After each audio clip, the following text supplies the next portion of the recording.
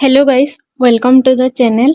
आज हम constitutional government and democracy in India इसके पार्ट 2 करने वाले हैं। हमने पार्ट 1 पे इसके 6 चैप्टर कंप्लीट कर दिए थे और वो 1 आवर का वीडियो हो गया, तो मैंने दूसरा पार्ट ये लाया है और इसमें हम पूरे सब कुछ सारे यूनिट ही कंप्लीट करने वाले हैं। इसका पार्ट 3 नहीं आने वाला। तो हमने पार्ट 1 पे सारे ब्लॉक 1 के यूनिट वगैरह कंप्लीट कर दिया है, यूनिट 1 से 6। तो अब हम ब्लॉक 2 और ब्लॉक 3 के यूनिट वगैरह मतलब यूनिट 7 से लेके यूनिट 13 तक इस वीडियो पे कंप्लीट करेंगे और ये 1 शॉट वीडियो होगा। और किसी ने अगर पार्ट 1 नहीं देखा तो मैं डिस्क्रिप्शन पे लिंक दे दूंगी, आप वहां से देख लेना। और ये हम कंटिन्यू करते हैं यूनिट 7। Unit 7 legislature. तो हमारे यूनियन लेजिस्लेचर, वो इंडियन पार्लियामेंट भी उसको बोलते हैं, और ये 3 चीज को लेके होती है। फर्स्ट होते हैं प्रेसिडेंट ऑफ इंडिया, मतलब हमारे इंडिया के प्रेसिडेंट। फिर राज्यसभा, काउंसिल ऑफ स्टेट जो होता है। फिर Lok Sabha, house of the people जो होते हैं। ये 3 चीज को लेके इंडियन पार्लियामेंट होती है। तो फर्स्ट हमारे प्रेसिडेंट, और अब हमारे प्रेसिडेंट है श्रीमती द्रौपदी मुर्मू जी। प्रेसिडेंट होता क्या है? प्रेसिडेंट मतलब एक integral part of the parliament जो कि डिसाइड करती हैं सब कुछ। मतलब प्रेसिडेंट हमारे इंडिया के फर्स्ट सिटीजनशिप है, मतलब फर्स्ट नागरिक। तो ये क्या क्या परफॉर्म कर सकती हैं पार्लियामेंट पे? तो सेशन को या मीटिंग जो बोलते हैं उसको स्टार्ट कर सकती हैं और एंड भी कर सकती हैं, ये उनके हाथ में होता है। लोकसभा को डिजॉल्व भी कर सकती हैं, मतलब एसेंट टू बिल्स वगैरह जो लोकसभा पे हो गया, राज्यसभा पे हो गया, जो शो करते हैं, जो लाया जाता है, उस पे प्रेसिडेंट अगर हाँ बोलेगी, उस पे प्रेसिडेंट अगर हाँ बोलेंगी और वो अगर उसमें साइन करेंगी तो उसके बाद ही बिल पास होगा। मनी बिल हो गया या ऑर्डिनरी बिल वगैरह हो गया, जो भी, वो अगर साइन नहीं करेंगी तो वो आगे नहीं जाएगा, पास नहीं होगा। फिर प्रोमulgating ऑर्डिनेंस, मतलब कोई अगर हाउसेस के पीपल वगैरह नहीं है, जैसे भी बिल या लॉ वगैरह पास होती हैं, दोनों हाउसेस के 2/3 मेजोरिटी वगैरह वोटिंग करते हैं, उसके बाद ही बिल वगैरह पास होती है। कोई राज्यसभा से आ सकता है, लोकसभा से आ सकता है, दोनों जगह पे ये दिखाई जाएगी, दोनों मेंबर वगैरह हाँ बोलेंगे, उसके बाद प्रेसिडेंट जी के पास आता है, वो साइन करते हैं और बिल पास होता है। तो अगर कोई बिल पास होना है तो हमें लोकसभा के मेंबर वगैरह, राज्यसभा के मेंबर वगैरह, सारे लोगों की ज़रूरत होती है। बट कोई इमरजेंसी सिचुएशन हो गया, सडन सिचुएशन हो गया, तब प्रेसिडेंट जी खुद ही लॉ को पास करवा सकती हैं, उनके पास ये पावर होता है। और वही सेम थिंग्स राज्यसभा लोकसभा के आके बिल जैसे काम करती है, जैसे उसका इफेक्ट होता है, वैसे ही प्रेसिडेंट जी ने अगर भी कोई लॉ को पास किया है तो उसका इफेक्ट भी वही सेम होगा। उसके बाद है लोकसभा। ये हमारे लोकसभा का अंदर वाला पिक्चर, मतलब जब सारे मेंबर वगैरह बैठते हैं और फिर कोई लॉ वगैरह मेकिंग करते हैं, पीपल लोगों की नीड के ऊपर डिस्कस होती है, उनका इशू के ऊपर डिस्कस होती है, तो वो लोग सारे लोग जाके लोकसभा पे, लोकसभा मेंबर, लोकसभा स्पीकर वगैरह सब लोग प्रेजेंट होते हैं और ये सब कुछ होता है, सेशन वगैरह, मीटिंग वगैरह। तो ये अंदर का पिक्चर है। तो लोकसभा होता क्या है? लोकसभा मतलब lower house of the parliament इसको बोला जाता है, और ये रिप्रेजेंट करती है पीपुल लोगों को, इंडिया के पीपुल को ये रिप्रेजेंट करती है। और इसमें क्या होता है? डायरेक्ट इलेक्शन वगैरह होती है, मतलब लोकसभा पे जो भी मेंबर वगैरह होते हैं हमने डायरेक्ट वोट देके जितवाया है। और यहाँ के मेंबर लोगों को एमपी बोला जाता है, मेंबर ऑफ पार्लियामेंट। जैसे एमपी वगैरह कौन कौन है? कंगना रनावत है, फिर धर्मेंद्र प्रधान, फिर कौन कौन, अरविंद केजरीवाल, राहुल गांधी, मोदी जी, ये सब लोग एमपी वगैरह हैं। फिर रिप्रेजेंटेशन, मतलब ये लोग रिप्रेजेंट करते हैं इंडियन पीपुल को। फिर ये लोग रेस्पॉन्सिबल होते हैं मेकिंग्स लॉ, मतलब ये जो पार्लियामेंट पे लॉ वगैरह ही बनाया जाता है। और इसमें मेंबर वगैरह होते हैं 552 और 530 मेंबर स्टेट वगैरह के होते हैं, फिर 20 मेंबर यूनियन टेरिटोरीज वगैरह के होते हैं, और 2 पीपल एंग्लो इंडियन कम्युनिटी से होते हैं।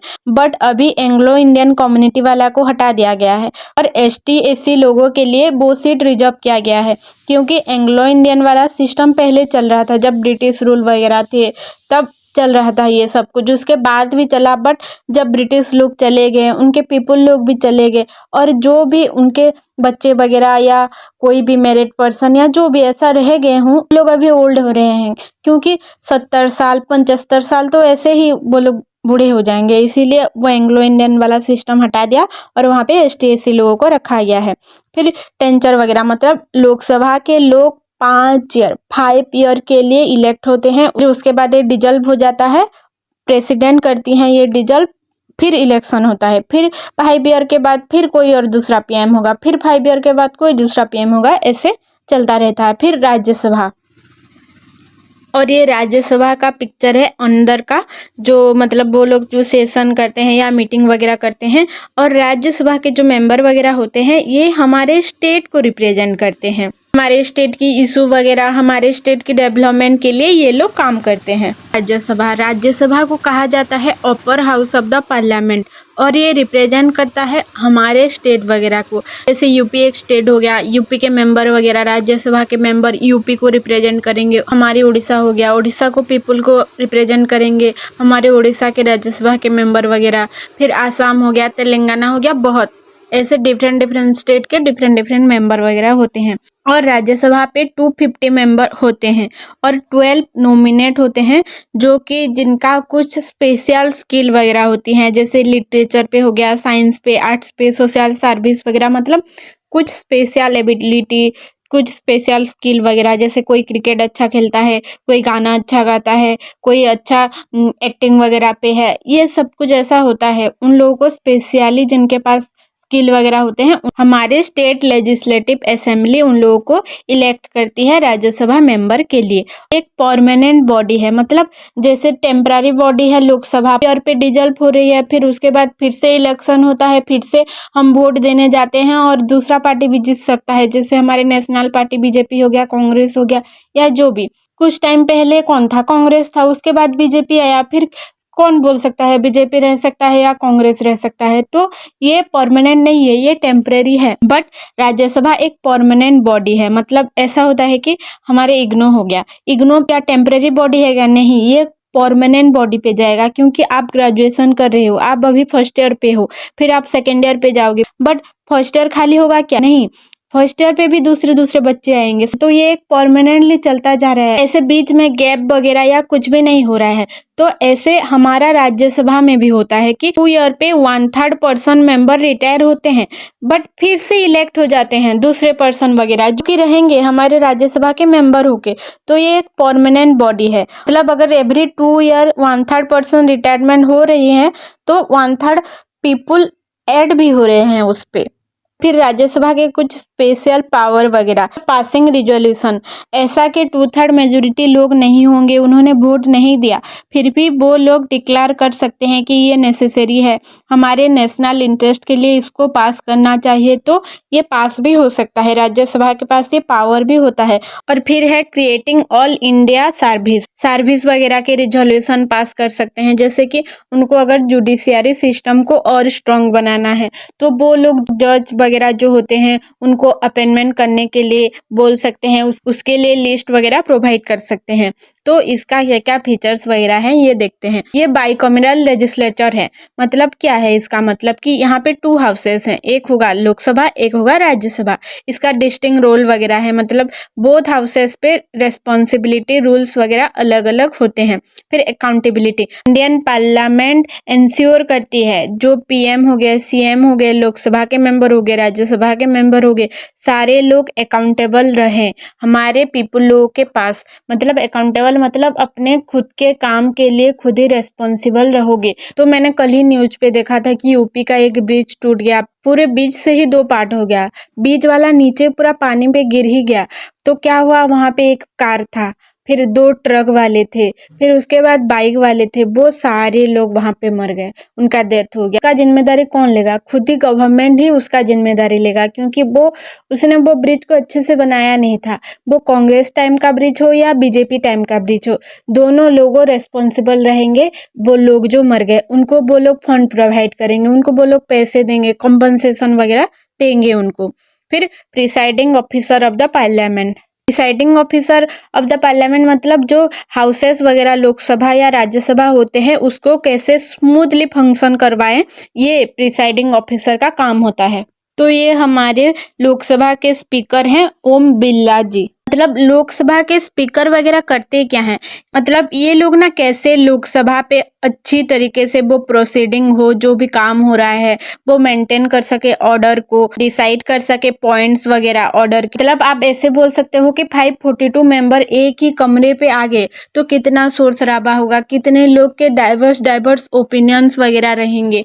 तो ये सब कुछ मैनेज करना बहुत ही डिफिकल्ट है और इसके लिए हमें हमारा एक स्पीकर रखना पड़ता है, जो होते हैं लोकसभा स्पीकर, राज्यसभा स्पीकर वगैरह, और वो लोग वहाँ पे मेंटेन करते हैं ऑर्डर को, वो लोग कैसे स्मूथली वो काम करवाए ये सब कुछ वो देखते हैं।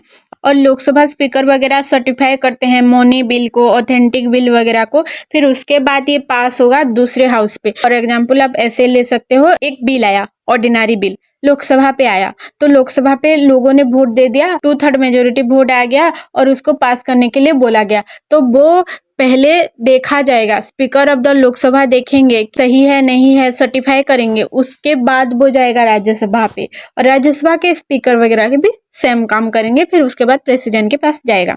फिर deputy speaker of the Lok Sabha, deputy speaker of the Lok Sabha कौन करते हैं कि वो लोग स्पीकर लोगों को हेल्प करते हैं ताकि वो अच्छे से परफॉर्म कर पाए अपनी ड्यूटी। और अगर स्पीकर को कुछ बीमारी वगैरह हो गया या कुछ भी उनका अगर एब्सेंस हुआ तो वो डेप्यूटी स्पीकर जो होंगे वो उनका काम कर सकते हैं। फिर है चेयरपर्सन और चेयरमैन ऑफ राज्यसभा, और अभी हमारे चेयरमैन हैं श्री जगदीप धनखड़ जी। और इंडिया पे जो वाइस प्रेसिडेंट होते हैं वो इंडिया के राज्यसभा के चेयरपर्सन भी होते हैं। फिर क्या ये लोग क्या करते हैं, ये भी जैसे लोकसभा पे होता है मेंटेन ऑर्डर करना चाहिए, कैसे मेंटेन साइलेंस कर सके, कैसे स्मूथली काम करवा सके, सेम थिंग्स राज्यसभा में भी होती है। और इसमें क्या क्या की फीचर्स वगैरह है, प्रिसाइडिंग ऑफिसर वगैरह होते हैं, ये इम्पार्शियली काम करेंगे और मेंटेन करेंगे डिग्निटी, मतलब बायसनेस कोई भी पार्टी वगैरह को या कोई भी पर्सन को, इंडिविजुअल को वो नहीं दिखाएंगे, वो इम्पार्शियली काम करेंगे और मेंटेन करेंगे डिग्निटी। और ऐसा भी होता है कि आप अगर कोई भी पोस्ट वगैरह लोगे ना ऐसे, तो आप गवर्नमेंट के कुछ काम वगैरह जॉब वगैरह कर रहे होंगे तो उसको आपको छोड़ना पड़ेगा, उसके बाद आप जाके गवर्नमेंट के कुछ पोजीशन को ले सकते हैं, जैसे राज्यसभा के चेयरमैन हो गए, प्रेसिडेंट हो गए, ये वगैरह वहाँ पे होता है। ऑथोरिटी मतलब ऑथोरिटी टेक करेंगे डिसीजन लेने के लिए हाउस ऑफ मैटर्स वगैरह पे, वो लोग ही डिसीजन लेंगे ना, क्योंकि वहाँ के मेन लीडर तो वो ही है ना, राज्यसभा के चेयरपर्सन हो गए या लोकसभा के चेयरपर्सन हो गए। फिर कंटिन्यूटी मतलब स्पीकर कंटिन्यू कर सकते हैं ऑफिसर्स वगैरह until new speaker is elected, मतलब अगर उनका ईयर खत्म हो गया कि उनका रिटायरमेंट होगा अभी, बट क्या होगा कि वो दूसरा स्पीकर अगर नहीं आएगा तो तब तक वो वहाँ पे काम कर सकते हैं। फिर है लेजिस्लेटिव प्रोसीडियर, लेजिस्लेटिव प्रोसीडियर पे भी सेवेरल स्टेजेस वगैरह होते हैं, जैसे कि पहले एक बिल को इंट्रोड्यूस किया जाएगा पार्लियामेंट पे, फिर उसके बाद उसका फर्स्ट रीडिंग होगा, उसका ऑब्जेक्टिव क्या है, उसका इंट्रो क्या है, ये सब कुछ देखा जाएगा, फिर सेकंड स्टेज पे डिस्कस किया जाएगा उसके बारे में, अमेंडमेंट वगैरह को कंसिडर किया जाएगा, फिर उसके बाद क्लॉज बाय क्लॉज बिल को एक्सप्लेन किया जाएगा, फिर थर्ड टाइम रीडिंग होगा और उसके बाद जाके बिल को पास किया जाएगा, दोनों हाउस पे पास किया जाएगा, दोनों हाउस पे अप्रूवल लिया जाएगा, फिर उसके बाद प्रेसिडेंट जी के पास जाएगा, वो उसमें साइन करेंगे। फिर मनी बिल हो गया, मनी बिल क्या होता है, जो फाइनेंशियल बिल वगैरह जो होते हैं वो सिर्फ लोकसभा के मेंबर ही पास कर सकते हैं, राज्यसभा के मेंबर सिर्फ रेकमेंड कर सकते हैं मनी बिल के बारे में, बट वहाँ पे मनी बिल का कुछ काम वगैरह नहीं होता, राज्यसभा के पास वो पावर नहीं है। फिर पार्लियामेंट्री प्रिविलेज वगैरह, मतलब आप अगर लोकसभा के मेंबर हुए, राज्यसभा के मेंबर हुए, तो आप जब आपका सेशन वगैरह मीटिंग वगैरह चल रहा होगा लोकसभा पे या राज्यसभा पे, आपके पास ना फ्रीली बोलने के लिए पावर है, आपके पास फ्रीडम ऑफ स्पीच है, और आपके स्पीच को लेके कोई आपको जेल पे ले जाके नहीं डालेगा, कोर्ट आपको सेव करेगा, सुप्रीम कोर्ट आपको सेव करेगा, प्रोटेक्ट करके रखेगा। ऐसा हो सकता है कि आप ओपोजिशन पार्टी के हो तो आप गवर्नमेंट को श्योरली क्रिटिसाइज करोगे, वो गलत काम करेगा तो आप क्रिटिसाइज करोगे ही करोगे, वो अच्छा काम करेगा भी तो उसको क्रिटिसाइज करोगे ताकि वो और ज़्यादा अच्छा काम करे।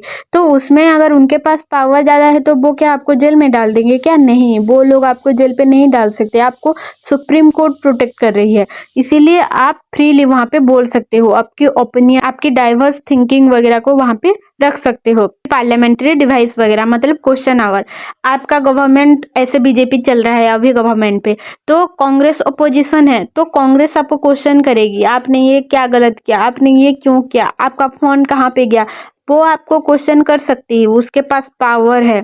फिर एडजॉर्नमेंट मोशन वगैरह मतलब अर्जेंट मैटर पे वहाँ पे डिस्कशन वगैरह होगा। रूटीनाइज गवर्नमेंट पॉलिसी वगैरह मतलब वहाँ पे डिटेल्सली केयरफुली गवर्नमेंट पॉलिसी वगैरह पे डिस्कस करने के लिए कमेटी वगैरह बनती है।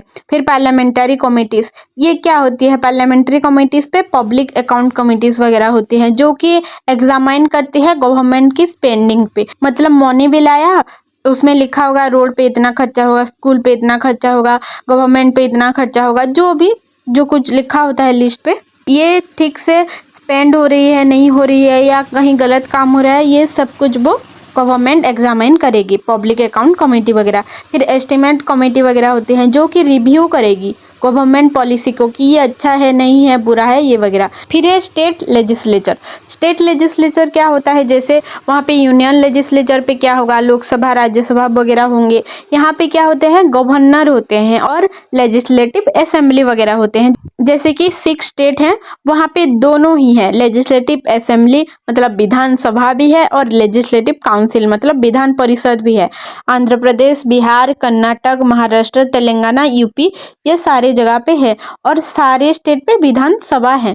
और यहाँ पे क्या होता है, जैसे कि हमारे स्टेट का कुछ प्रॉब्लम हो गया, कुछ इशू हो गया या स्टेट का डेवलपमेंट कैसे होगा, ये सब कुछ यहाँ पे डिस्कस किया जाता है। कैसे स्टेट के पीपल लोगों का रिप्रेजेंटेशन हो, कैसे स्टेट की पीपल का culture, language, identity, tradition, perform ये वगैरह प्रोटेक्ट हो, ये सब कुछ यहाँ पे डिस्कस किया जाता है। ये लोग हमारे प्रॉब्लम को रिजॉल्व करते हैं। तो जो 6 जगह पे लेजिस्लेटिव असेंबली और लेजिस्लेटिव काउंसिलिंग दोनों है, ये मैंने पिक्चर लगाई है, बिहार की है, बिहार की लेजिस्लेटिव असेंबली और लेजिस्लेटिव काउंसिलिंग। ये है लेजिस्लेटिव असेंबली ऑफ बिहार और ये है लेजिस्लेटिव काउंसिलिंग ऑफ बिहार।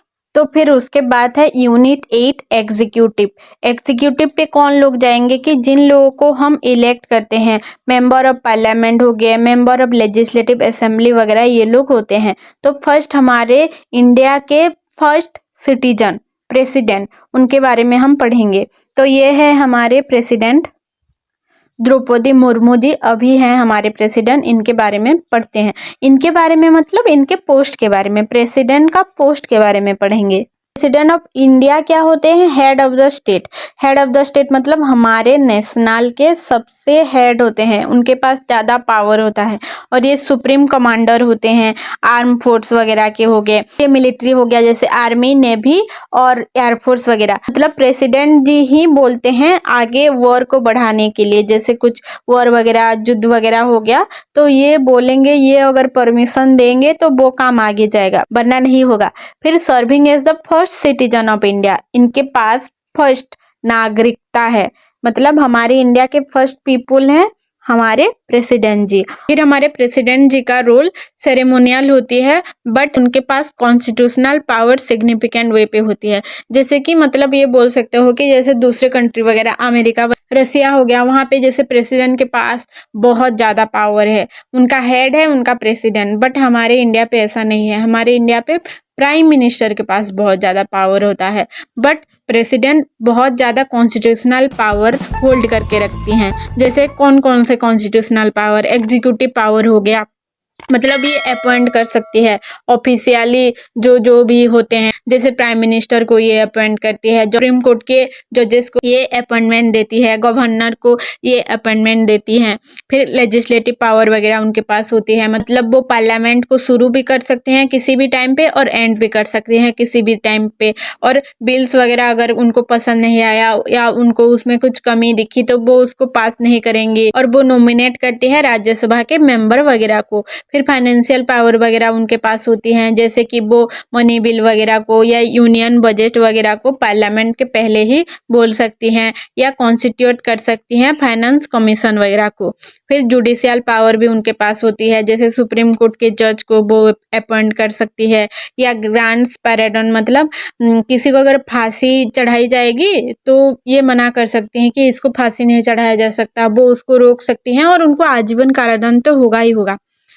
फिर डिप्लोमेटिक पावर मतलब ये रिप्रेजेंट करती है इंटरनेशनली इंडिया को, नेगोशिएट कर सकते हैं कोई ट्रीटीज वगैरह पे। जैसे अभी अभी हमारे इंडिया पाकिस्तान की जो ट्रीटीज वगैरह चल रहा था, जो कौन सा रिवर था, सिंधु रिवर, मेरे को इतना याद नहीं है, बट वो जो ट्रीटीज चल रहा था उसमें प्रेसिडेंट बोल सकते हैं ट्रीटीज करने के लिए, वो अगर मना करेंगे या उसको डिसमिस या डिजॉल्व करना चाहेंगी तो वो कर सकती हैं वो काम।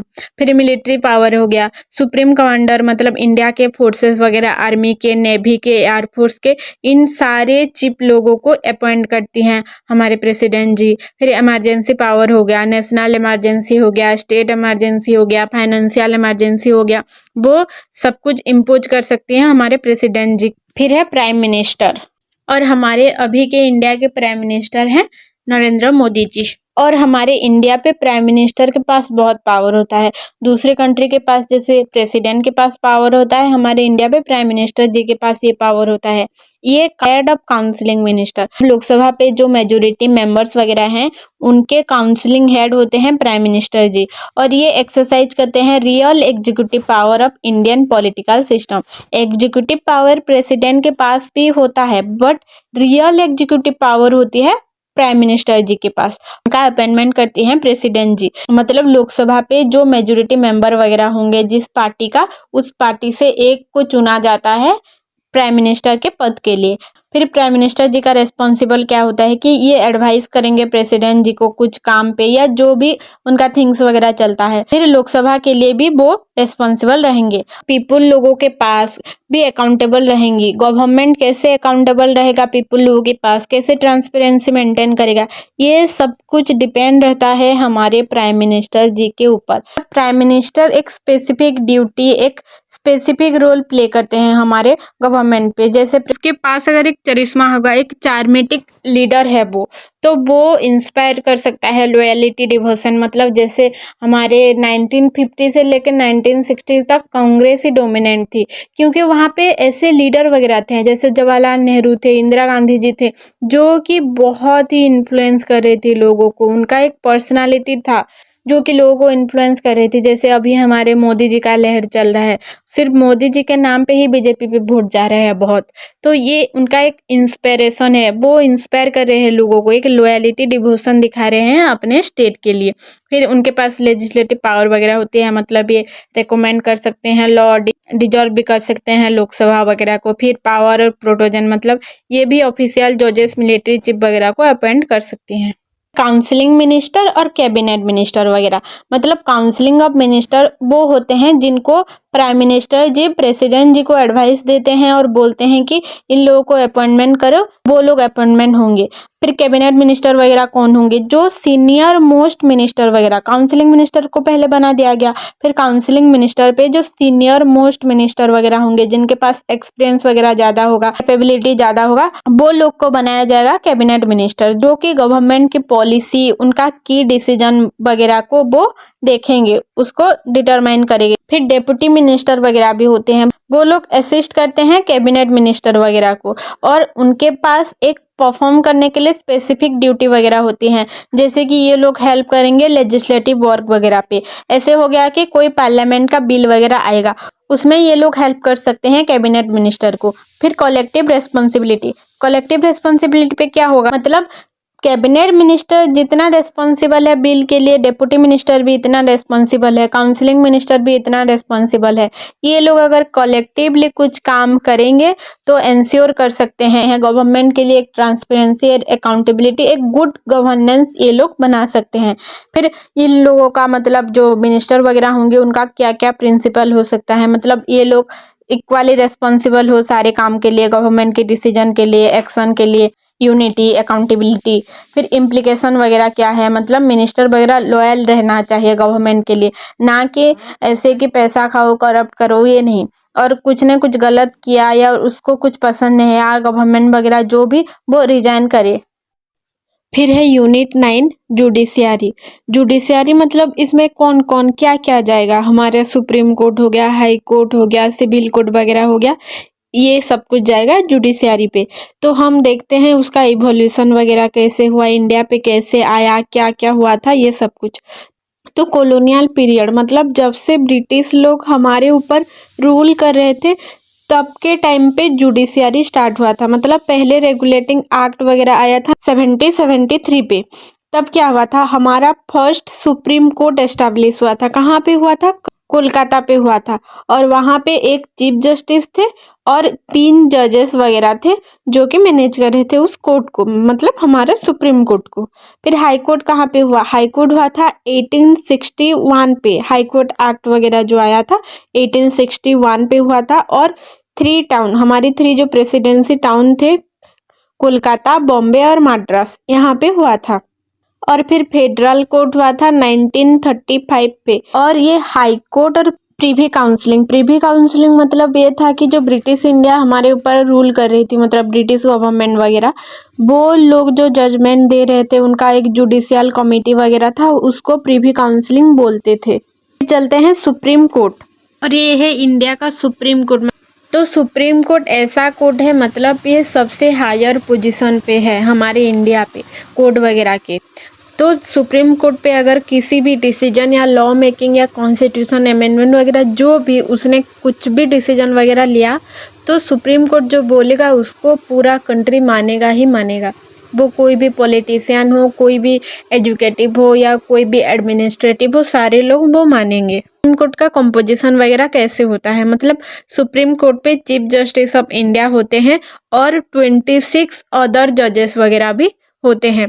इन लोगों को कैसे अपॉइंटमेंट किया जाता है, जजेस वगैरह को प्रेसिडेंट अपॉइंटमेंट करते हैं, advice of prime minister and counselling of minister वगैरह।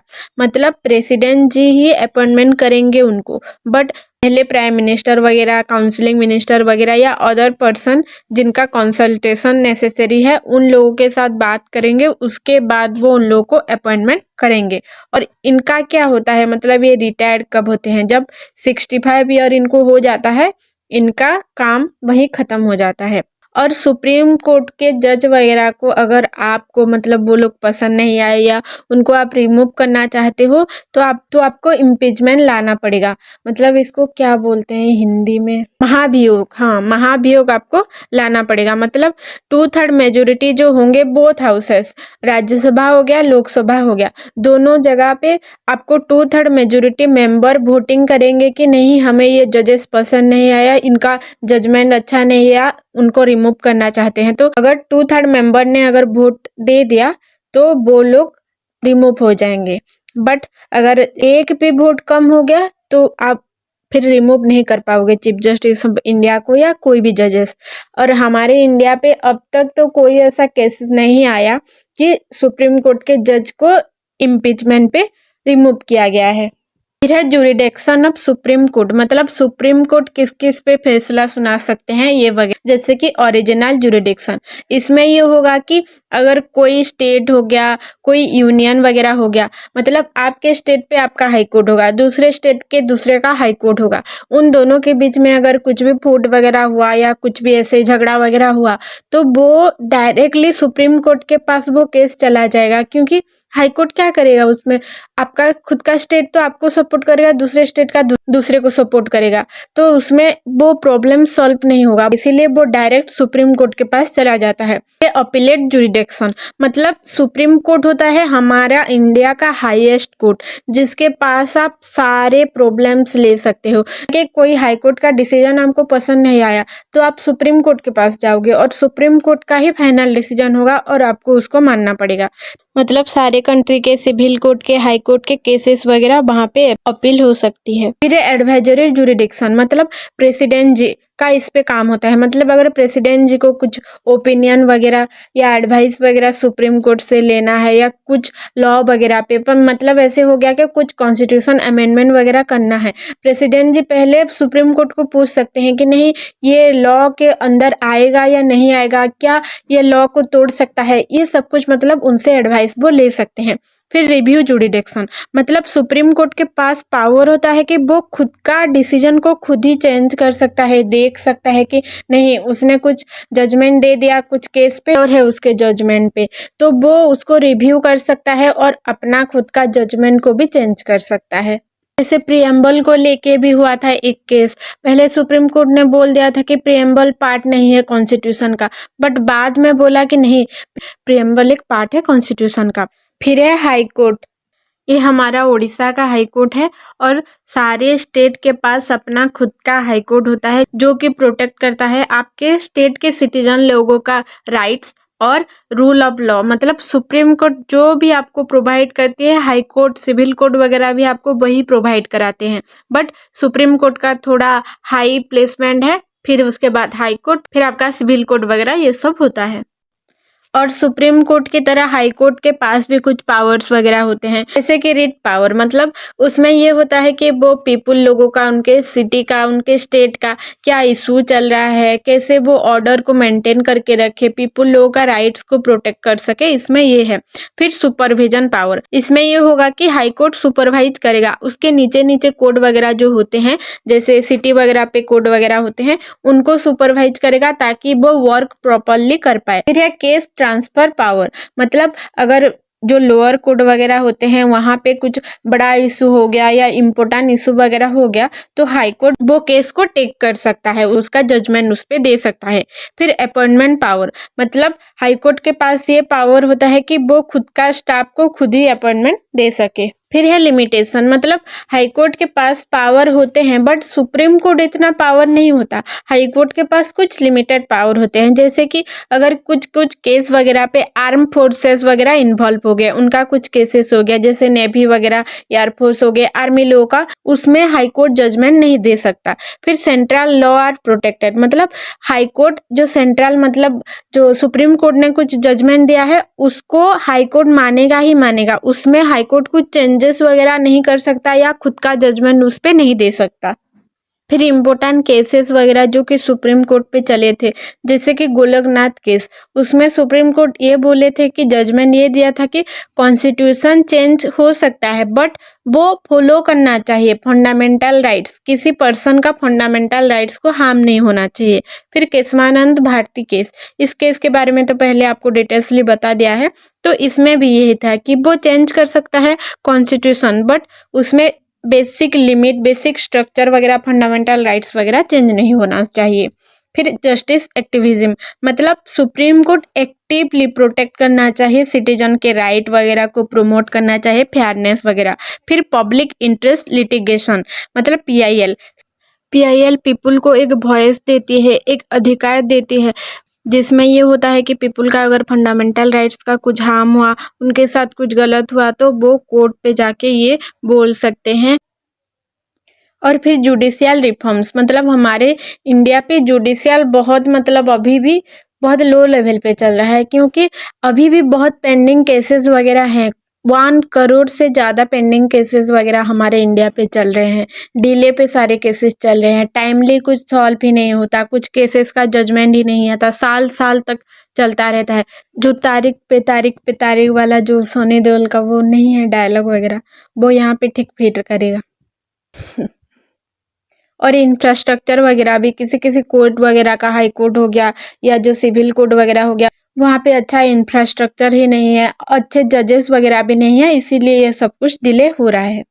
फिर है यूनिट 10 डिवीजन ऑफ पावर्स, मतलब हमारे इंडियन कॉन्स्टिट्यूशन ने डिवाइड्स किया था पावर्स वगैरह को यूनियन गवर्नमेंट और स्टेट गवर्नमेंट के बीच में, मतलब सेंट्रल के पास कुछ स्पेसिफिक पावर होगा और स्टेट लोगों के पास कुछ स्पेसिफिक पावर होगा। जैसे कि 3 लिस्ट बनाया था, उसमें फर्स्ट था यूनियन लिस्ट, हमारा सेंट्रल गवर्नमेंट के पास कुछ एक्सक्लूसिव पावर वगैरह होगा, वो लॉ मेक कर सकता है, जैसे कि डिफेंस वगैरह पे हो गया या फॉरेन अफेयर पे हो गया और बैंकिंग पे हो गया।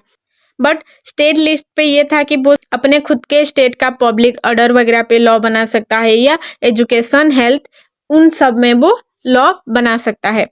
फिर कॉन्करेंट लिस्ट मतलब दोनों गवर्नमेंट के पास, सेंट्रल गवर्नमेंट और स्टेट गवर्नमेंट के पास मैरिज, डाइवोर्स और बैंकरप्टी, इन तीनों पे वो अपना डिसीजन दे सकता है, लॉ बना सकता है। और कुछ रेसिडुअरी पावर वगैरह भी दिए थे, मतलब जो कुछ भी इन 3 लिस्ट पे नहीं मेंशन है, यूनियन लिस्ट, स्टेट लिस्ट और कॉन्करेंट लिस्ट पे, वो बाहर का जो भी होगा उसमें मेक कर सकते हैं लॉ। वो कौन करेगा? यूनियन गवर्नमेंट मतलब सेंट्रल गवर्नमेंट करेगा। एक्सेप्शन वगैरह भी हैं, मतलब स्टेट लेजिस्लेटिव के पास पावर होगा बट यूनियन गवर्नमेंट भी वहाँ पे कुछ लॉ वगैरह बना सकता है स्टेट वगैरह पे।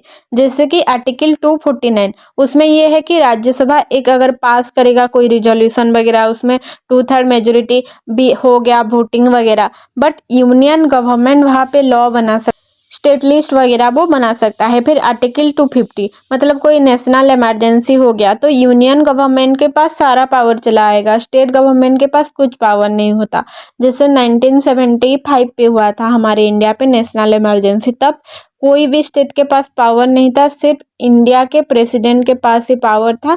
तब थे फारूक अली अहमद, हाँ तब थे फारूक अली अहमद जी, वो ही चला रहे थे सब कुछ। फिर आर्टिकल 252 उसमें था कि 2 और मोर स्टेट रिक्वेस्ट कर सकते हैं कि यूनियन गवर्नमेंट को कि हमारे लिए स्टेट लिस्ट बना दो या मेक लॉ वगैरह कर दो। फिर आर्टिकल 253 उसमें था कि यूनियन गवर्नमेंट लॉ बना सकता है जो इंटरनेशनल ट्रीटीज वगैरह या एग्रीमेंट वगैरह पे। इस डिसीजन पावर जो था उसको लेके कुछ कमीशन वगैरह भी बने थे जो कि सजेस्ट किए थे कि ये लिस्ट उस पे आना चाहिए, वो लिस्ट उस पे आना चाहिए, मतलब उनका ओपिनियन वगैरह दिए थे। जैसे कि सरकारिया कमीशन जो कि 1983 पे हुआ था, उस कमीशन पे ये रिकमेंड किया गया था कि एक स्ट्रॉन्ग सेंटर होना चाहिए और वो एस्टैब्लिश करे इंटर स्टेट काउंसलिंग वगैरह। उसमें यह था कि वो गाइडलाइन कर सकते हैं सेंटर स्टेट रिलेशन वगैरह को। रेसिडुअरी पावर वगैरह जो था वो दोनों के पास होना चाहिए, स्टेट के पास भी और सेंट्रल लेवल के पास भी, मतलब ये कॉन्करेंट लिस्ट पे आना चाहिए। जैसे कि टैक्सेशन मतलब टैक्स जो कलेक्ट करते हैं वो वगैरह। फिर पंची कमीशन भी था जो कि 2007 पे हुआ था और इसमें भी सेंटर स्टेट रिलेशन वगैरह को लेके बोला गया था, जैसे पंचायत राज इंस्टीट्यूशन वगैरह हो गया या लोकल बॉडी वगैरह। और इसमें भी ये बोला गया था कि रिव्यू करना चाहिए सेंटर स्टेट रिलेशनशिप वगैरह को, पंचायत राज इंस्टीट्यूशन वगैरह को या लोकल बॉडीज वगैरह को। और इन लोगों ने 312 रिकमेंडेशन वगैरह दिए थे, जिसमें थे इंटरनेशनल सिक्योरिटी के ऊपर, कम्युनल वायलेंस के ऊपर या financial relation between state and centre. मतलब इंटरनेशनल सिक्योरिटी मतलब आपका खुद का स्टेट पे या नेशनल पे सिक्योरिटी वगैरह को देखना चाहिए अच्छे से ये वगैरह। कम्युनल वायलेंस मतलब होगा कि जो रिलीजन डिफरेंट डिफरेंट पे होते हैं, मतलब हिंदू हो गए, सिख हो गए, मुस्लिम हो गए, क्रिश्चियन हो गए, ये वगैरह। मतलब ये लोग अपना खुद का रिलीजन को ही रेस्पेक्ट करेंगे, अपना खुद का रिलीजन ही सही है, दूसरे का रिलीजन गलत है, वो क्यों दूसरा रिलीजन एक्सेप्ट कर रहा है, ये वगैरह। जो हिंदू मुस्लिम दंगा वगैरह होते हैं ये वगैरह, उसमें कम्युनल वायलेंस आएगा। और फाइनेंशियल रिलेशन मतलब मनी बिल वगैरह हो गया या फाइनेंस कमीशन वगैरह, जो भी सेंटर स्टेट दोनों के बीच में इन सब कुछ का रिलेशन होना चाहिए। फिर है यूनिट 11 इमरजेंसी प्रोहिबिशन। मतलब ये इमरजेंसी प्रोहिबिशन या इमरजेंसीज वगैरह क्यों लाया जाता है? ताकि इंडिया गवर्नमेंट अपना खुद का सिक्योरिटी स्टेबिलिटी को मेंटेन कर सके। इमरजेंसी प्रोहिबिशन का हिस्ट्री क्या है? मतलब इमरजेंसी प्रोहिबिशन हमारे इंडियन कॉन्स्टिट्यूशन पे बोरो किया गया था। 2 मेन सोर्सेस थे। पहला था कॉन्स्टिट्यूशन ऑफ वेमर, मतलब अब जो जर्मनी है वहाँ से उनके कॉन्स्टिट्यूशन से लाया गया था।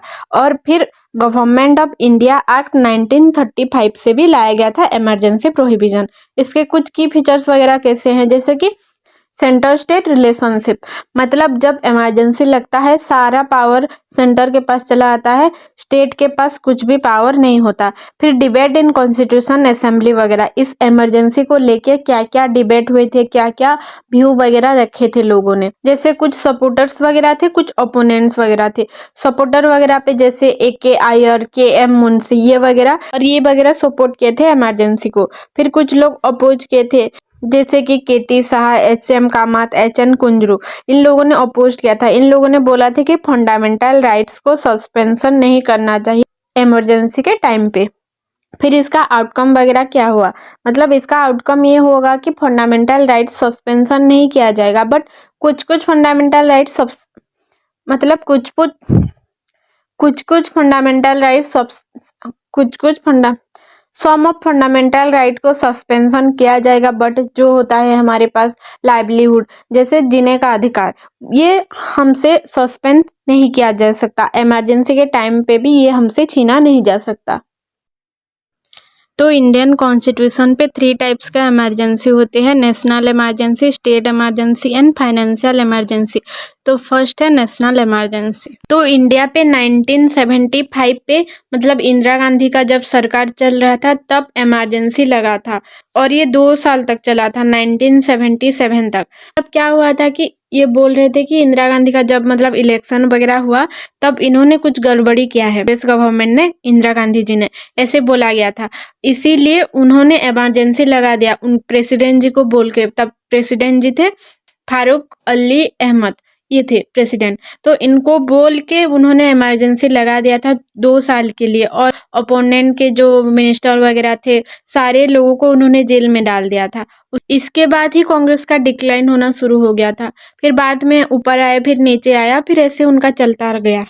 इससे पहले कांग्रेस एक सिग्निफिकेंट रोल निभा रही थी हमारी इंडियन पॉलिटिक्स पे। 1950 से लेकर 1960 तक एक पूरे मतलब इंडिया पे सिर्फ उनका ही राज चल रहा था पॉलिटिक्स पे। और जब ये 2 साल पूरा नहीं हो गया है क्या नेशनल इमरजेंसी, तब कोर्ट ने मतलब हमारे सुप्रीम कोर्ट ने भी बोला कि प्रेसिडेंट के पास नेशनल इमरजेंसी का पावर है, बट वो फिर से लिमिटेड कर दिया गया कि वो लोग पूरे डिस्कस करेंगे उसके बाद ही वो नेशनल इमरजेंसी लगा सकते हैं, वरना ऐसे नहीं लगा सकते। अगर ऐसा होगा तो जिसके पास गवर्नमेंट आएगा वो तो उसका मनमानी ही चलाएगा ना। तो नेशनल इमरजेंसी है आर्टिकल 352 पे। और अगर कहाँ पे युद्ध वगैरह हो गया, वॉर वगैरह हो गया, या एक्सटर्नल एग्रेशन वगैरह हो गया, इंटरनल डिस्टर्बेंस वगैरह हो गया, या आर्म रिवेलियन वगैरह हो गया, तभी जाके आप नेशनल इमरजेंसी लगा सकते हो। और इसमें क्या होगा कि यूनियन के पास सारा पावर चला आएगा, पार्लियामेंट वगैरह सब कुछ एक्सटेंड कर दिया जाएगा, लेजिस्लेटिव पावर वगैरह। इमरजेंसी लगा था, उसके लिए इलेक्शन भी डिले हो गया था, फिर 2 साल बाद इलेक्शन वगैरह हुआ था। फिर कॉन्सिक्वेंस इसका क्या होता है कि इसमें फंडामेंटल राइट्स वगैरह सस्पेंड हो जाते हैं, और आर्टिकल 20 और 21 को छोड़ के 21 पे ये होता है कि protection of life and personal liberty वगैरह। अब आपके पास आपका खुद का जीने का अधिकार होगा और आपके पास आपका पर्सनल लिबर्टी, पर्सनल फ्रीडम वगैरह होगा। और आर्टिकल 20 पे ये होगा कि मतलब कोई ऐसे आपको कुछ क्राइम नहीं किए होंगे और उसके लिए आपको पनिश नहीं कर सकता, कोई हार्श पनिशमेंट वगैरह नहीं दे सकता, उसमें ये है। फिर स्टेट इमरजेंसी ये आर्टिकल 356 पे है। और स्टेट इमरजेंसी तब लगता है जब आपका स्टेट का कॉन्स्टिट्यूशनल मशीनरी वगैरह फेल्यूर हो जाए, मतलब आपके स्टेट पे जो सीएम वगैरह होंगे वो अगर नहीं चला पाए अपना खुद का स्टेट, या आपके स्टेट के बीच में ही इंटरनली कुछ वॉर वगैरह हो गया या डिस्टर्बेंस वगैरह हो गया, तब वो पावर नेशनल के पास, सेंट्रल लेवल के पास चला जाता है। और इसमें क्या होता है कि प्रेसिडेंट रूल करते हैं आपके स्टेट, जो भी स्टेट लेजिस्लेचर वगैरह होते हैं वो डिजॉल्व हो जाते हैं या सस्पेंड हो जाते हैं, मतलब जो विधानसभा, विधान परिषद, जो मेंबर वगैरह होंगे स्टेट में चल रहा था, वो सब कुछ डिजॉल्व हो जाता है। और इसका कॉन्सिक्वेंस क्या होता है कि यूनियन गवर्नमेंट के पास लेजिस्लेटिव और एग्जीक्यूटिव दोनों का पावर चला जाता है, मतलब लॉ सिर्फ अब सेंट्रल गवर्नमेंट बनाएगा, स्टेट गवर्नमेंट नहीं बनाएगा। और एग्जीक्यूटिव पावर पे क्या होगा कि जो सीएम वगैरह उनका पावर वगैरह भी यूनियन के पास चला जाए। फाइनेंशियल इमरजेंसी आर्टिकल 360, और अब तक हमारे इंडिया पे फाइनेंशियल इमरजेंसी नहीं लगा है और आगे भी ना लगे, टच वुड। मतलब इसका इफेक्ट वगैरह क्या था कि प्रेसिडेंट ना रिड्यूस कर देते हैं सैलरी गवर्नमेंट का, जो भी मतलब अगर आप गवर्नमेंट जॉब कर रहे हो तो आपका सैलरी रिड्यूस हो जाएगा या सैलरी बंद भी कर देते हैं, ऐसे होता है। इंक्लूडिंग जजेस वगैरह जो भी होते हैं, मतलब जज लोग, मनी बिल वगैरह या अदर बिल वगैरह जो भी होते हैं, स्टेट लेजिस्लेचर पहले प्रेसिडेंट को सबमिट करेगा, प्रेसिडेंट के पास अप्रूवल लेगा, फिर उसके बाद वो लागू हो सकता है। मतलब फाइनेंशियल इमरजेंसी पे ये ले सकते हो कि हमारे पास अगर मनी नहीं होगा, पैसा, और हमारा देश गरीब हो जाएगा। और फिर मिसयूजेस ऑफ इमरजेंसी प्रोहिबिशन, मतलब जो 1975 पे हुआ था नेशनल इमरजेंसी पे, ये बहुत ही ज़्यादा मिसयूज किया गया था नेशनल इमरजेंसी का। इसके कॉन्सिक्वेंसेस क्या हुआ कि पावर का अब्यूज़ हुआ, रेस्ट्रिक्शन हुआ इंडिविजुअल फ्रीडम वगैरह पे। इसके बाद है यूनिट 12 है 5th एंड 6th शेड्यूल वगैरह, मतलब हमारे कॉन्स्टिट्यूशन पे ये है कि स्पेशल प्रोहिबिशन वगैरह दिया जाए जो स्केड्यूल एरिया वगैरह हैं, ट्राइबल एरियाज वगैरह हैं उन लोगों को, जैसे कि आसाम हो गया, मेघालय हो गया, त्रिपुरा हो गया, मिजोरम वगैरह हो गया। और ये है हमारा इंडिया का मैप, और हमारे इंडिया का जो ये ब्लू वाला पार्ट, इसको यहाँ पे डिटेल्सली दिया गया है। नॉर्थ ईस्ट इंडिया, यहाँ के जो मिजोरम हो गया, मेघालय हो गया, त्रिपुरा हो गया, आसाम हो गया, ये सारे जगह ट्राइबल एरिया है और इन लोगों के लिए 6th शेड्यूल और 5th शेड्यूल लाया गया है। तो ये 5th शेड्यूल 6th शेड्यूल, अगर किसी ने इससे पहले वाला एग्जाम जो हुआ है बीपीएससी 104, उसमें जो ऑटोनॉमी मूवमेंट वगैरह था नॉर्थ ईस्ट स्टेट वगैरह का, सर्जेंसी वगैरह नॉर्थ ईस्ट स्टेट वगैरह का, स्टेटहुड मूवमेंट वगैरह जो था, ये सब कुछ अगर किसी ने भी देखा है, मैंने जो 1 शॉट वीडियो बनाया था उसमें आप इसको इजीली समझ सकते हो। इसीलिए ही प्रोटेस्ट कर रहे थे, इंसर्जेंसी वगैरह क्रिएट कर रहे थे, ऑटोनॉमी मूवमेंट वगैरह ला रहे थे, ताकि उनका इंटरेस्ट, उनका राइट्स, ये सब कुछ प्रोटेक्ट हो सके, का दूसरा लैंड, हैबिटेट, इकोनॉमी वगैरह का डेवलपमेंट हो सके। प्रेसिडेंट के पास पावर होता है कि वो डिक्लेयर कर सकते हैं किसी भी एरिया को शेड्यूल्ड एरिया पे। शेड्यूल एरिया के जो गवर्नर वगैरह होंगे वो स्पेशल रेस्पॉन्सिबिलिटी वगैरह दे सकते हैं उनके स्टेट वगैरह को, उनके एरिया को डेवलपमेंट करने के लिए। फिर टीएसी, ट्राइब एडवाइजरी काउंसलिंग जो होगे वो एस्टैब्लिश कर सकते हैं, वो एडवाइस करेंगे स्टेट गवर्नमेंट ट्राइबल वेलफेयर के लिए। फिर 6th शेड्यूल भी था ट्राइबल एरिया, जैसे आसाम, मेघालय, मिजोरम, त्रिपुरा, इन लोगों का भी सेम ही सब कुछ, उनको एक ऑटोनॉमी चाहिए था, उनको प्रोटेक्ट करना चाहिए था उनका कल्चरल आइडेंटिटी। उसका भी की फीचर्स वगैरह था, जैसे कि ऑटोनोमस डिस्ट्रिक्ट काउंसलिंग या रीजनल काउंसलिंग एस्टैब्लिश हो सकता है, और इस काउंसलिंग पे legislative, executive, judicial, financial power वगैरह रहेगा, और ये लोग लॉ को मेक कर सकते हैं, जैसे कि लैंड हो गया, फॉरेस्ट हो गया, या सोशल कस्टम वगैरह पे। फिर कंपैरिजन 6th शेड्यूल और 5th शेड्यूल पे, मतलब 6th शेड्यूल क्या होता है, more limited power with a focus on finding tribal interest, but 6th schedule पे more autonomy with district counselling having extensive power, मतलब 5th के पास थोड़ा कम पावर होता है, 6th के पास ज़्यादा होता है। 5th सिर्फ प्रोटेक्ट कर सकता है ट्राइबल इंटरेस्ट पे और फोकस कर सकता है, बट 6th के पास ये होता है कि वो डिस्ट्रिक्ट काउंसलिंग वगैरह या ऑटोनॉमी वगैरह उसके पास ज़्यादा होता है और वो पावर को बढ़ा भी सकता है। पॉलिटिक्स या कंट्रोवर्सीज वगैरह हुए थे, जैसे कि रेसिज्म, मतलब कुछ लोगों ने आर्ग्यू किया था कि ये प्रोहिबिशन वगैरह इनसफिशिएंट है, इनएडिक्वेट है।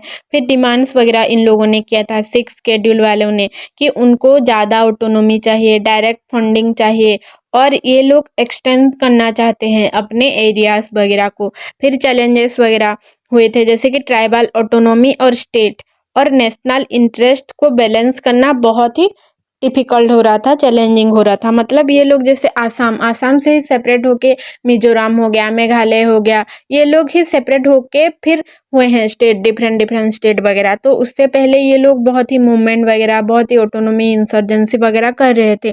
तो इन सबको मैनेज करना, सारे लोगों को डिफरेंट स्टेट देना, और उनके वहाँ पे बहुत ज़्यादा कम्युनिटी वगैरह, जैसे बोरो कम्युनिटी हो गया, कार्बी एलोंग, दिमासा, ये वगैरह बहुत कम्युनिटी हैं। तो सारे लोग उनका खुद का एक एरिया मांग रहे हैं, खुद का एक डिफरेंट स्टेट हो गया। इन सबको मैनेज करना ज़्यादा चैलेंजिंग हो रहा है। यूनिट 13 लोकल सेल्फ गवर्नमेंट, और ये है लोकल सेल्फ गवर्नमेंट का पिक्चर, मतलब जो पंचायत वगैरह होती है, पंच वगैरह जो बैठते हैं, डिस्कस करते हैं, कुछ भी हो गया गांव का प्रॉब्लम वगैरह, इसका एक पिक्चर है। जैसे लोकल गवर्नमेंट पे क्या होता है, पंचायत राज इंस्टीट्यूशन, पीआरआई इसको बोलते हैं। मतलब 73rd constitutional amendment act 1992 constitutional status दिया गया था पंचायत राज इंस्टीट्यूशन वगैरह को, जिसमें ये था कि वो डिसेंट्रलाइज करे पावर और एम्पायर करे लोकल गवर्नेंस वगैरह को। मतलब डिसेंट्रलाइज मतलब छोटे छोटे जो पार्ट होते हैं वो पार्ट होके एम करे लोकल गवर्नमेंट को। मतलब सिर्फ नेशनल पे अगर गवर्नमेंट होगा तो वो देख पाएगा क्या, छोटे छोटे एरिया, छोटे छोटे गाँवों को नहीं देख सकता, इसीलिए पंचायत राज इंस्टीट्यूशन लाया गया था। इसका कुछ की फीचर्स वगैरह, स्ट्रक्चर वगैरह हैं, जैसे कि 3 टायर सिस्टम यहाँ पे होता है। Structure of PRI in India. जब कॉन्स्टिट्यूशन वगैरह बना था तब बहुत सारी कमेटी वगैरह आए थे, जैसे अशोक मेहता कमेटी, बलवंत राय कमेटी वगैरह आए थे। तो उसमें इन लोगों ने डिसीजन लिया, इंडियन कॉन्स्टिट्यूशन पे अप्लाई किया ये 3 टायर सिस्टम। पहले क्या होगा, विलेज लेवल पे होगा ग्राम पंचायत, ब्लॉक लेवल पे होगा पंचायत समिति और डिस्ट्रिक्ट लेवल पे होगा जिला परिषद। तो पहले क्या होगा, ग्राम पंचायत, और ये एक ग्राम पंचायत ऑफिस है, साउथ इंडिया का एक जगह है। और ग्राम पंचायत रेस्पॉन्सिबल होता है लोकल एडमिनिस्ट्रेशन या लोकल डेवलपमेंट पे। लोकल लोगों की इंटरेस्ट को कैसे सुना जाए, उनकी इश्यूज वगैरह को कैसे सॉल्व किया जाए, कैसे लोकली डेवलपमेंट हो सके, रोड बनाया जाए, वाटर सप्लाई किया जाए, इलेक्ट्रिक सप्लाई किया जाए, ये वगैरह सब कुछ वो प्रोवाइड करते हैं। एजुकेशन लोगों को देते हैं, हॉस्पिटल वगैरह अच्छा अच्छा बनाते हैं।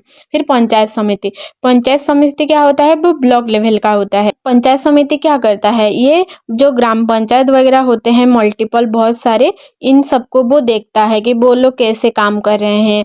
ब्लॉक लेवल पे बहुत ज़्यादा स्कीम वगैरह लाता है, इम्प्लीमेंट करता है बहुत ज़्यादा स्कीम वगैरह को। और एक पंचायत समिति ऑफिस है। फिर है जिला परिषद। जिला परिषद क्या होता है, ये डिस्ट्रिक्ट लेवल पे होता है और ये रेस्पॉन्सिबल होता है डिस्ट्रिक्ट लेवल का, कुछ प्लान हो गया, कुछ कोऑर्डिनेशन हो गया, डेवलपमेंट हो गया, ये सब कुछ जिला परिषद देखेगा और जिला परिषद करेगा। एक जिला परिषद ऑफिस है। मैं ये सब कुछ इसीलिए दिखा रही हूँ कि ताकि मतलब विजुअल रिप्रेजेंटेशन पे ज़्यादा पढ़ने के लिए मन होता है, इंटरेस्ट आता है, इसीलिए। वरना तो आप लोगों को पता ही है कि ऐसे घर वगैरह होते हैं वहाँ पे ही डिस्कस किया जाता है। फंक्शन वगैरह क्या होते हैं, ये जो पंचायत राज सिस्टम वगैरह का मतलब ये लोग इम्प्लीमेंट करते हैं बहुत स्किल वगैरह, जैसे कि एग्रीकल्चर सेक्टर पे प्रमोट करते हैं, एग्रीकल्चर डेवलपमेंट वगैरह, या एक्सटेंशन करते हैं, बहुत सर्विस वगैरह इम्प्लीमेंट करते हैं, एग्रीकल्चर स्कीम वगैरह। मतलब एग्रीकल्चर पे उन लोगों को, जैसे पानी हो गया, पानी चढ़ाते हैं ना जो खेत वगैरह पे, उसका फैसिलिटी उनको दे सकते हैं, या उनको कोई फर्टिलाइजर वगैरह प्रोवाइड करा सकते हैं, या उनको गाइडेंस दे सकते हैं, अवेयरनेस दे सकते हैं कि कैसे आप खेती करोगे तो आपकी खेती पे ज़्यादा अनाज होंगे, ये वगैरह पे। फिर हेल्थ हो गया, मतलब प्रोवाइड करेंगे प्राइमरी हेल्थ केयर सर्विस वगैरह, हेल्थ स्कीम वगैरह लाएंगे, प्रमोट करेंगे हेल्थ अवेयरनेस वगैरह, मतलब फ्री पे मेडिसिन वगैरह दे सकते हैं, फ्री पे इलाज करवा सकते हैं, कैंपेनिंग वगैरह चला सकते हैं। जैसे कि अभी बारिश चल रहा है तो इस पे आप मच्छरदानी दे के सो, ताकि आपको मलेरिया ना हो या कोई भी बीमारी ना हो। इन सब को जैसे अवेयरनेस, एजुकेशन दे सकते हैं लोगों को। फिर education, promoting education, implementing education scheme और मैनेजिंग स्कूल वगैरह। मतलब 6 से 14 ईयर के जो भी बच्चे हैं सारे लोगों के लिए कंपलसरी एजुकेशन है। तो पंचायत राज सिस्टम ये देख सकता है कि ये लोग स्कूल जा रहे हैं या नहीं जा रहे हैं, या कोई चाइल्ड लेबर तो नहीं कर रहा है, ये वगैरह पे वो लोग देख सकते हैं। या बच्चे लोगों को फ्री बुक प्रोवाइड करवा सकते हैं, लाइब्रेरी वगैरह प्रोवाइड करवा सकते हैं, या बच्चे लोगों को स्कूल ड्रेस हो गया, स्कूल शूज़ हो गया, ये वगैरह अच्छे से उनको प्रोवाइड करवा सकते हैं, या स्कूल वगैरह को मैनेज कर सकते हैं। जैसे स्कूल पे पानी वगैरह बच्चों के लिए खोल सकते हैं, टैप वाटर वगैरह, ये वगैरह सब कुछ हो सकता है। फिर सोशल वेलफेयर पे क्या हो सकता है कि इम्प्लीमेंट सोशल वेलफेयर स्कीम वगैरह, प्रोमोटिंग सोशल जस्टिस और protecting vulnerable groups. Social welfare पे ये होगा कि अच्छा काम वगैरह लोगों के लिए वेलफेयरिज्म वगैरह करो, जैसे कि हॉस्पिटल, एजुकेशन, ये वगैरह सब कुछ वेलफेयरिज्म पे ही जाएगा। ये जो एग्रीकल्चर वगैरह सब कुछ वेलफेयरिज्म पे ही जाएगा। सोशल जस्टिस प्रोवाइड करो लोगों को। मतलब पंचायत पे ये होता है, जो पंचायत बैठता है, 5 पंच होते हैं, वो लोग उनका डिसीजन सुनाते हैं। कानून को हाथ में ना लेके जो भी छोटा मोटा जो डिसीजन होता है, इशू वगैरह चलता है, उसमें आप बोल सकते हो, आपका जजमेंट दे सकते हो। जो हायर लेवल वाला केस हो गया उसको आप कोर्ट पे ले सकते हो। प्रोटेक्टिंग वनरेबल ग्रुप्स वगैरह, मतलब जो मार्जिनल कम्युनिटी वगैरह हैं या वुमेन वगैरह हैं, उनको आप प्रोटेक्ट कर सकते हो, उनके लिए सोशल जस्टिस, इक्वालिटी, ये वगैरह को प्रमोट कर सकते हो। फिर है urban local self government.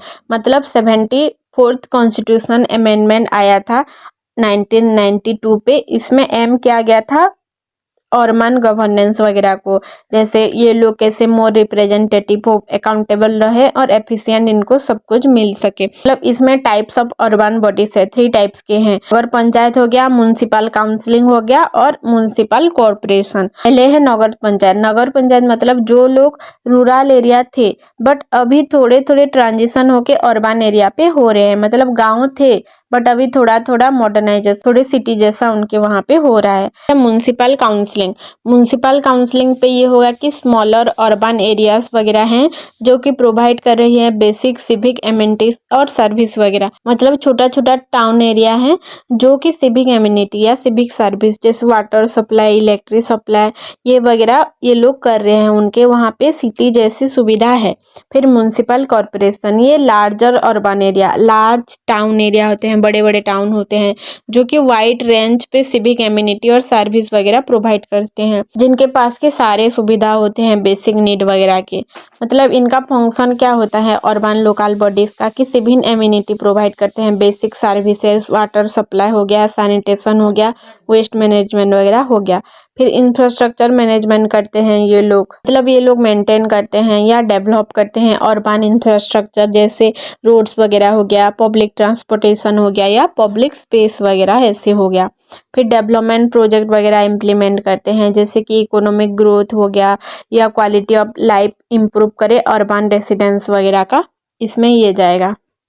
Education के लिए स्कूल कॉलेजेस खोले, हॉस्पिटल वगैरह खोले, वाटर सप्लाई के लिए जो टैंक वगैरह बनाते हैं ये अच्छे से कर सकते हैं, जो वेस्ट मैनेजमेंट के लिए अच्छा जगह वगैरह प्रोजेक्ट वगैरह उस पर बना सकते हैं, पार्क वगैरह ये सब कुछ वो खोल सकते हैं, ये सब कुछ डेवलपमेंट प्रोजेक्ट वगैरह पे जाएगा।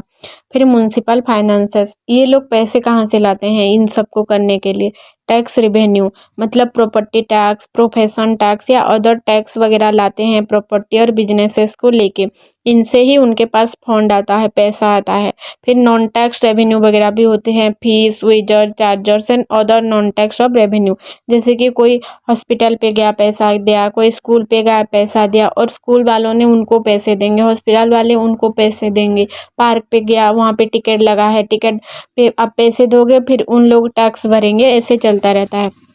फिर ग्रांटिंग एक्ट्स, मतलब ये लोग फंड्स प्रोवाइड करते हैं बाय स्टेट और सेंट्रल गवर्नमेंट, मतलब स्टेट गवर्नमेंट और सेंट्रल गवर्नमेंट भी इन लोगों को प्रोवाइड करती है फंड वगैरह, लोन वगैरह भी ये लोग ला सकते हैं फाइनेंशियल डेवलपमेंट प्रोजेक्ट और इंफ्रास्ट्रक्चर के लिए। बट जीएसटी वगैरह भी लागू हो गया है, गुड एंड सर्विस टैक्स वगैरह 2017 पे ये इम्प्लीमेंट हुआ था, इससे म्युनिसिपल फाइनेंस वगैरह को इम्पैक्ट हुआ है, जैसे कि उनका रेवेन्यू पे रिड्यूस हो गया है, उनके पास सर्टन सोर्सेस वगैरह का रेवेन्यू नहीं आता। फिर इंक्रीजिंग एफिशिएंसी, ये हुआ है कि जीएसटी की वजह से प्रोमोट हुआ है, एफिशिएंसी और ट्रांसपेरेंसी आया है टैक्स कलेक्शन वगैरह पे और एडमिनिस्ट्रेशन वगैरह पे। ट्रांसपेरेंसी मतलब आपने कुछ काम किया नहीं किया ये सब कुछ पीपल लोगों को पता चल रहा है इजीली, या गवर्नमेंट को पता चल रहा है इजीली।